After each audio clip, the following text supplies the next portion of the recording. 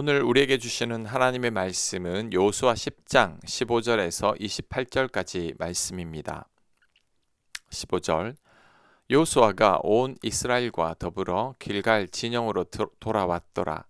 그 다섯 왕들이 도망하여 막게다의 굴에 숨었더니 어떤 사람이 여호수아에게 구하여 이르되 막게다의 굴에 그 다섯 왕들이 숨은 것을 발견하였나이다 하니 여호수아가 이르되 굴 어귀에 큰 돌을 굴려 막고 사람을 그 곁에 두어 그들을 지키게 하고 너희는 지체하지 말고 너희 대적의 뒤를 따라가 그 후군을 쳐서 그들이 자기들의 성읍에 들어가지 못하게 하라. 너희 하나님 여호와께서 그들을 너희 손에 넘겨주셨느니라 하고 아멘. 이스라엘이 가나안의 5개국 왕들과 전쟁을 했을 때 대승을 거두었죠. 이 전쟁에서 하늘에서 우박이 내려오고 태양과 달이 멈춰버렸습니다. 5명의 왕들은 도망치다가 굴에 숨었는데 여호수아는 굴 입구를 막으라고 명령한 후에 패잔병들을 추격했습니다. 왕들을 잡으니 나머지는 겁에 질린 오합지졸일 뿐이죠. 이런 모습이 꼭 영적 전투 같습니다. 예수님은 강한 자를 먼저 결박하라고 하셨는데 그 말씀대로 된 거죠. 마태복음 12장 29절입니다. 사람이 먼저 강한 자를 결박하지 않고서야 어떻게 그 강한 자의 집에 들어가 그 세간을 강탈하겠느냐. 결박한 후에야 그 집을 강탈하리라. 아멘. 우리들은 가장 강한 자를 먼저 결박하면 됩니다. 우리의 싸움은 혈과 육에 대한 싸움이 아니라 보이지 않는 하늘의 영과 악한 사탄 마귀와의 전쟁이죠.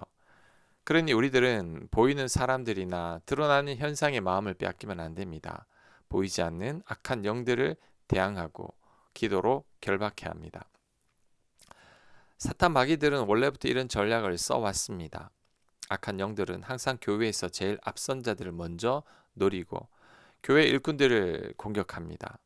그래서 위에서부터 교회를 와해시키는 거죠. 그러니 앞선 자들이나 교회의 리더들은 늘 기도에 깨어있고 말씀으로 무장해야 합니다. 특히 사단 마귀들은 우리들의 생각과 마음을 노립니다. 잘못된 생각, 절망적인 생각에 붙들리게 하고 미워하는 마음과 비판하고 판단하는 마음을 불러일으키죠. 그래서 교인들을 갈라지게 하고 교회를 분열시킵니다. 그러므로 앞선 자들은 더욱더 마음과 생각을 지켜내야 합니다. 그래야 실족하는 일이 없을 겁니다. 20절 여호수아와 이스라엘 자손이 그들을 크게 살육하여 그의 멸하였고 그 남은 몇 사람은 견고한 성들로 들어간 고로 모든 백성이 평안히 막게다 진영으로 돌아와 여호수아에게 이르렀더니 혀를 놀려 이스라엘 자손을 대적하는 자가 없었더라. 아멘. 혀를 놀려 이스라엘 자손을 대적하는 자가 없었더라 하는 말은 모든 열방이 하나님의 영광을 보고 이스라엘 백성들과 함께하는 하나님을 보았기에 두려움 가운데 더 이상 할 말이 없었다는 말입니다. 지금 시대와 많이 다르죠. 지금은 혀를 놀려 교회를 대적하는 자들이 아주 많습니다. 세상이 교회를 질타하고 있습니다. 그 원인이 어디에 있을까요? 그리스도인들의 삶 가운데 하나님의 영광과 하나님의 형상을 보지 못했기 때문이죠.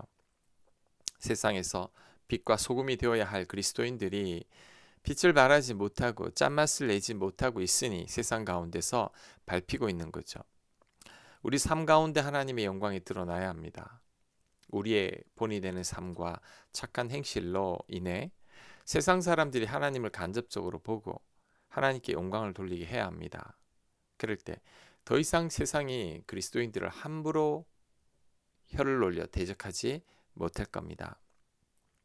아브라함이 가나안에 살 때 근처 사는 자들이 자발적으로 찾아와서 하나님께서 아브라함과 함께 하심을 보았다며 화친을 요구했습니다. 애굽 사람들은 요셉을 통해서 하나님을 간접적으로 보았죠. 바로 왕은 이처럼 하나님의 신에 감동된 사람을 어디서 구할 수 있겠느냐고 요셉을 보고 감탄했습니다. 우리도 이런 삶을 살아야 합니다. 우리의 삶을 통해 우리 곁에 사람들이 하나님을 보게 해야 합니다. 세상에서 빛을 비추고 짠맛을 내는 소금이 되어야 합니다. 그러기 위해서는 특히 말과 행실을 조심해야 합니다. 세상 사람들이 우리를 주목하고 있기 때문이죠. 내가 운전을 난폭하게 하고 있다면 차에 십자가 목걸이도 함부로 걸면 안 됩니다. 내 말이 거칠고 내 말로 인해 사람들이 상처를 자주 받는다면 내 입술을 다스리고 말을 절제해야 합니다. 그 어느 누구도 혀를 늘려 우리를 대적하지 못하게 해야 하는 거죠. 특히 성경 말씀에 순종하며 살아야 합니다. 우리가 세상의 가치와 기준대로 사는 게 아니라 성경 말씀대로 살 때에만 우리 가운데 역사하시는 하나님을 세상 사람들이 볼 수 있기 때문이죠. 자신들과 전혀 다르게 살아가는 우리들로 인해 세상 사람들은 감동받습니다. 그러니 우리들이 성경 말씀에 순종하며 살아야 합니다. 믿음의 선배들이 이렇게 살아왔고 그래서 하나님을 만났습니다. 그러니 우리들도 그 뒤를 따라가야 합니다. 그럴 때 세상 사람들이 놀랄 것이고 그 어느 누구도 혀를 놀려 우리를 대적하는 자가 없을 겁니다. 22절 그때에 여호수아가 이르되 굴 어귀를 열고 그 굴에서 그 5 왕들을 내게로 끌어내라 하매 그들이 그대로 하여 그 5 왕들 곧 예루살렘 왕과 헤브론 왕과 야르뭇 왕과 라기스 왕과 에글론 왕을 굴에서 그에게로 끌어내니라. 그 왕들을 여호수아에게 끌어내매 여호수아가 이스라엘 모든 사람을 부르고 자기와 함께 갔던 지휘관들에게 이르되 가까이 와서 이 왕들의 목을 발로 밟으라매 그들이 가까이 가서 그들의 목을 밟음에 여호수아가 그들에게 이르되 두려워하지 말며 놀라지 말고 강하고 담대하라. 너희가 맞서서 싸우는 모든 대적에게 여호와께서 이같이 하시리라 하고 아멘. 자, 여호수아가 왜 이런 행동을 하는 걸까요? 지휘관들이 두려움을 이기게 하기 위함입니다. 사사기에 비슷한 장면이 나오죠. 기돈이 적장을 사로잡은 후에 맏아들에게 적장을 죽이라고 했습니다. 하지만 두려워서 죽이지 못하자 기도원이 대신 죽였죠. 여호수아가 지금 이런 행동을 하고 있는 겁니다. 지휘관들이 적장의 목을 밟으며 담대함과 용기를 가지게 되는 거죠. 이처럼 하나님께서 우리에게도 잊지 못할 기억을 주실 때가 있습니다. 하나님의 은혜를 경험한 사건들, 고난 가운데 주신 하나님의 말씀들, 응답받은 기도 제목들이죠. 우리의 간증들입니다. 이와 같은 기억들은 우리로 하여금 용기를 가지게 하고 하나님에 대한 확신을 줍니다. 그래서 감당하기 어려운 고난도 능히 극복하게 하는 거죠. 예수님께서는 제자들에게 많은 이적을 보여주셨습니다. 풍랑 가운데 예수님의 말씀으로 파도가 잔잔해졌고 물 위를 걸으셨으며 죽은 자가 살아났고 병자들과 귀신 들린 자들이 치유받고 오병이어의 기적이 일어났죠. 의심하는 제자들에게는 부활 후 여러 차례 찾아가셨습니다. 이렇게 하신 이유는 연약한 제자들에게 믿음을 주시려는 거죠. 후에 제자들이 사명을 감당할 때 찾아올 환난을 능히 이겨내게 하기 위함입니다. 예수님을 3번이나 배반한 베드로에게 예수님께서 3번이나 양을 치라고 말씀하신 것도 사역 가운데 만나는 역경 속에서 좌절하지 말고 베풀어 주신 예수님의 그 사랑과 은혜와 용서를 잊지 말라는 겁니다.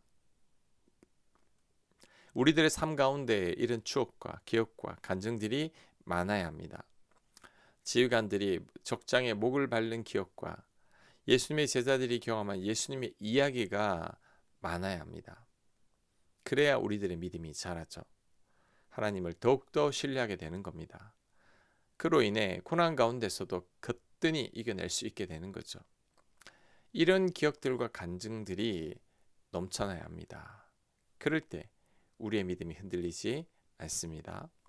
26절 그 후에 여호수아가 그 왕들을 쳐 죽여 5 나무에 매달고 저녁까지 나무에 달린 채로 두었다가 해질 때에 여호수아가 명령하매 그들의 시체를 나무에서 내려 그들이 숨었던 굴 안에 던지고 굴 어귀를 큰 돌로 막았더니 오늘까지 그대로 있더라. 그날에 여호수아가 막게다를 치하고 칼날로 그 성읍과 왕을 쳐서 그 성읍과 그 중에 있는 모든 사람을 진멸하여 바치고 한 사람도 남기지 아니하였으니 막게다 왕에게 행한 것이 여리고 왕에게 행한 것과 같았더라. 아멘. 여호수아가 왕들을 죽인 후에 나무에 매단 것은 백성들의 사기를 높이기 위함이죠. 여호수아는 지휘관들에게는 담대함과 용기를 주고 백성들에게는 사기를 북돋아 주고 있습니다. 우리들도 후배들이나 자녀들에게 이런 용기를 주고 그들의 길을 세워줘야 합니다. 칭찬과 격려와 위로와 용기를 줘야 합니다. 절대 후배들이나 자녀들의 길을 꺾어서는 안 되죠. 그래야 나중에라도 낙심하지 않게 됩니다. 특히 자녀들에게는 자존감을 세워줘야 합니다. 못해도 잘한다는 말을 해주고 용기와 격려를 줘야 합니다. 절대 기죽이면 안 되죠. 그래야 세상 가운데서 당당하게 살게 되고 위축되거나 쉽게 좌절하지 않게 되죠. 자존감이 낮으면 만족을 모르고 행복하지 않게 됩니다. 세상에서 성공해도 채워지지 않는 목마름이 있죠. 성공하지 못해도 부하지는 못해도 기가 살아있고 당당하다면 웃으며 행복하게 살게 됩니다. 우리 자녀들이 그렇게 살도록 우리는 도와줘야 합니다. 격려해주고 용기를 줘야 합니다. 그럴 때 가장 행복하게 살 것입니다. 이런 자녀들이 하나님도 잘 만나게 됩니다. 꼭 그러한 자녀들이 되도록 많이 축복하고 격려해주고 용기를 주는 우리 모두가 되어야 할 것입니다. 아멘.